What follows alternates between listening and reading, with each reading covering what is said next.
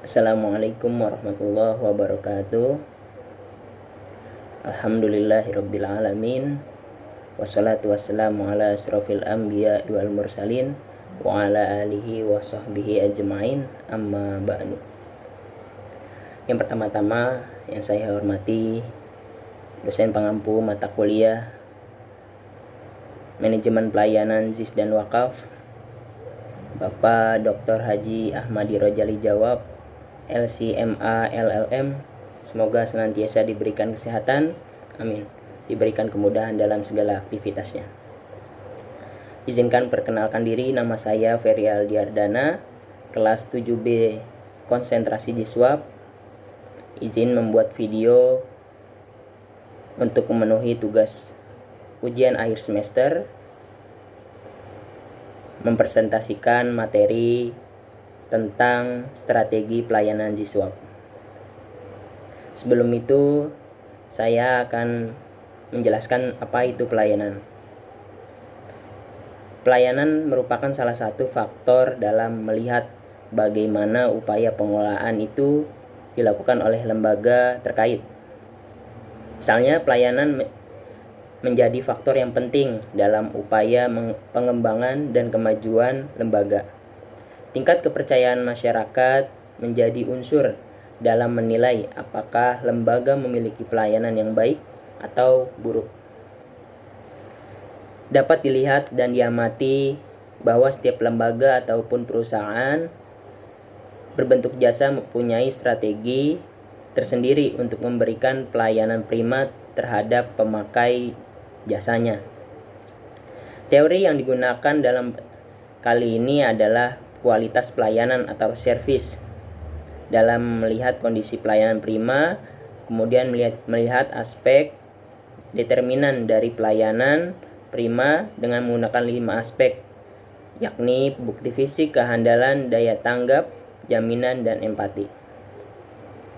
Selanjutnya, Jiswab merupakan singkatan dari zakat, infak, sedekah, dan wakaf. Ini adalah bentuk amal yang memiliki peran penting dalam masyarakat, terutama dalam membantu mereka yang membutuhkan.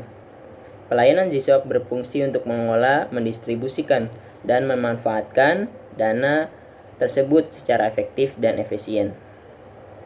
Selanjutnya, strategi pelayanan Jiswab perlu dikembangkan untuk meningkatkan kesadaran masyarakat mengenai pentingnya berbagi dan beramal. Pengelolaan yang transparan. Dengan adanya strategi yang jelas, pengelolaan dana Jiswab dapat dilakukan secara amanah, transparan, sehingga meningkatkan kepercayaan masyarakat. Pemberdayaan masyarakat ini merupakan strategi tidak hanya terfokus dari penyaluran dana, juga tetapi dari pemberdayaan penerima manfaat agar mereka dapat mandiri. Selanjutnya, strategi memiliki pengertian bermacam-macam. Menurut Hamel dan Pralahat, strategi merupakan tindakan yang bersifat inkremental atau senantiasa meningkat dan terus-menerus, serta dilakukan berdasarkan sudut pandang tentang apa yang diharapkan oleh pelanggan ataupun pemakai jasa. Strategi lahir karena beberapa hal. Di sini ada 3 poin. Yang pertama itu kondisi terjepit dalam mengambil keputusan. Yang kedua, tuntutan yang harus dijawab secepat mungkin. Yang ketiga, jalan atau cara yang memang harus ditempuh guna mempertahankan suatu kondisi yang minimal stabil terhadap guncangan. Selanjutnya, pendekatan strategi pelayanan Jiswab. Pendekatan dalam strategi pelayanan Jiswab atau zakat, infak, sedekah, dan wakaf mengacu pada metode dan cara yang digunakan untuk mencapai tujuan pengelolaan dan distribusi dana secara efektif. Berikut beberapa pendekatan yang diterapkan. Yang pertama itu ada pendekatan partisipatif, di mana melibatkan masyarakat dalam proses pengumpulan dan penyaluran dana. Yang kedua, mendorong kontribusi dari berbagai kalangan, termasuk individu, organisasi, dan perusahaan. Selanjutnya, pendekatan yang kedua adalah pendekatan berbasis data, di mana di sini menggunakan data dan analisis data untuk menentukan prioritas dan kebutuhan penerima manfaat. Dimana di sini kita menggunakan aplikasi-aplikasi seperti Excel dan lain sebagainya. Yang kedua, melakukan riset untuk memahami pola distribusi dan efektif program yang ada. Selanjutnya, pendekatan transparansi dan akuntabilitas jelas, menyediakan laporan yang jelas dan terbuka mengenai pengelolaan dana. Yang kedua, melibatkan pihak ketiga dalam audit dan evaluasi untuk menjaga kepercayaan publik. Selanjutnya itu menggunakan platform digital untuk memudahkan akses internet oleh masyarakat. Selanjutnya ada pendekatan pemberdayaan. Yang kelima ada pendekatan inovatif, di mana kita mengadopsi teknologi baru, mengembangkan produk, layanan yang menarik, menciptakan kampanye, dan lain sebagainya untuk meningkatkan minat terhadap G-Swap ini. Selanjutnya ada tipe-tipe strategi pelayanan G-Swap, di mana strategi yang pertama ini ada strategi pengumpulan dana atau yang biasa disebut fundraising. Di mana di sini kita bisa melakukan kampanye kesadaran, mengadakan kampanye untuk meningkatkan pemahaman masyarakat dalam berdonasi.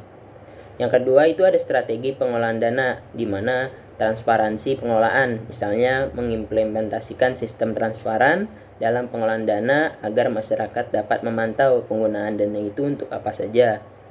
Yang kedua itu ada prinsip syariah, memastikan semua kegiatan pengelolaan dana mematuhi prinsip syariah. Selanjutnya yang pasti ada strategi monitoring juga evaluasi, di mana pemantauan ini harus dilakukan untuk menilai penggunaan dana dan dampaknya itu berhasil atau tidak. Selanjutnya evaluasi program, mengadakan evaluasi untuk setelah program itu untuk menilai efektivitas dan perbaikan di masa depan. Selanjutnya proses strategi pelayanan G-Swap. Dalam proses ini ada langkah-langkah yang bisa kita lakukan untuk mengelola, mendistribusikan secara efektif dana dari masyarakat. Yang pertama itu identifikasi dan perencanaan, analisis kebutuhan, mengidentifikasi kebutuhan masyarakat melalui survei dan riset untuk menentukan area yang memerlukan bantuan ataupun dukungan. Selanjutnya ada pengumpulan dana, pengelolaan dana juga dan penyaluran dana yang pastinya dilakukan dengan monitoring juga dan diakhiri dengan evaluasi. Yang terakhir, penutup ataupun kesimpulan dari materi strategi pelayanan G-Swap ini perlu pendekatan yang sistematis dan terencana dalam mengolah dan mendistribusikan juga memanfaatkan dana amal secara efektif sehingga masyarakat dapat mendapatkan dampak dari dana yang telah dikumpulkan. Dengan menerapkan strategi pelayanan G-Swap yang terencana dan komprehensif, diharapkan tujuan sosial juga dan kesejahteraan masyarakat dapat tercapai secara optimal serta menciptakan lingkungan yang lebih baik lagi untuk semua.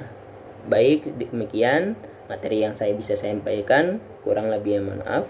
Wassalamualaikum warahmatullahi wabarakatuh.